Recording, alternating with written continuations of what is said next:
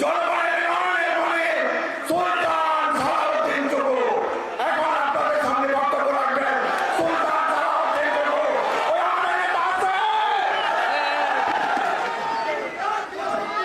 এই বাইরে বসেন, আমি বসে পড়ার জন্য অনুরোধ করছি। প্রিয় ভাইরা, যারা এখনো দাঁড়িয়ে আছেন, দয়া করে বসে পড়বেন। কিশোর, দয়া করে বসে পড়তে হবে। আমি বেশি কথা বলবো না, আমাদের নেতা বক্তব্য দিবেন। যার রাজনীতি করি আমরা, যার নেতৃত্বে গণতান্ত্রিক আন্দোলন হয়েছে 17 বছর, সেই আমাদের প্রিয় নেতা বিএনপির ভারপ্রাপ্ত চেয়ারম্যান দেশনায়ক তারেক রহমান বক্তব্য দিবে। আপনারা বক্তব্য শুনবেন নাকি?